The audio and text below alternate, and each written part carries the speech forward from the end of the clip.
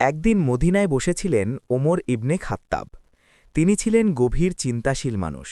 ইসলামের নিয়মকানুন কিভাবে আরও সুন্দরভাবে পালন করা যায় তা নিয়ে তিনি প্রায়ই ভাবতেন। একদিন তিনি নবী মোহাম্মদের কাছে একটি প্রস্তাব রাখলেন। তিনি বললেন, হে আল্লাহর রসুল, যদি আমরা মাকামে ইব্রাহিমকে নামাজের স্থান হিসেবে গ্রহণ করতাম তাহলে ভালো হতো। মাকামে ইব্রাহিম হল কাবা ঘরের কাছে একটি পাথর, যেখানে নবী ইব্রাহিম আলাইহি ওয়াসাল্লাম কাবা নির্মাণের সময় দাঁড়িয়েছিলেন। এটি মুসলমানদের কাছে একটি সম্মানিত স্থান। কিছুদিন পর কোরআনের একটি আয়াত নাজিল হল। সেই আয়াতে বলা হল মাকামে ইব্রাহিমকে নামাজের স্থান হিসাবে গ্রহণ করতে। ওমর ইবনে খাত্তাব আশ্চর্য হয়ে গেলেন। তিনি বুঝলেন আল্লাহ তার চিন্তার সাথে মিল রেখে নির্দেশ দিয়েছেন।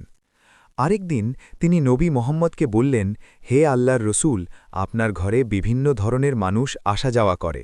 যদি আপনার স্ত্রীদের জন্য পর্দার ব্যবস্থা করা হতো তাহলে ভালো হতো। কিছুদিন পর আবার কোরআনের আয়াত নাজিল হল, যেখানে নবীজির স্ত্রীদের জন্য পর্দার নির্দেশ দেওয়া হল। এভাবে আরও কয়েকবার এমন হয়েছে ওমর ইবনে খাত্তাব কোনো বিষয়ে মত দিয়েছেন এবং পরে কোরআনের আয়াত নাজিল হয়ে সেই মতের সাথে মিল হয়েছে। এই ঘটনাগুলি দেখিয়ে দেয় যে ওমর ইবনে খাত্তাব ছিলেন অত্যন্ত প্রজ্ঞাবান একজন মানুষ। নবী মোহাম্মদের সাহাবীদের মধ্যে তিনি ছিলেন সত্যকে গভীরভাবে উপলব্ধি করার ক্ষেত্রে অন্যতম শ্রেষ্ঠ। গল্পটি ভালো লাগলে আমাদের চ্যানেলকে সাবস্ক্রাইব করবেন।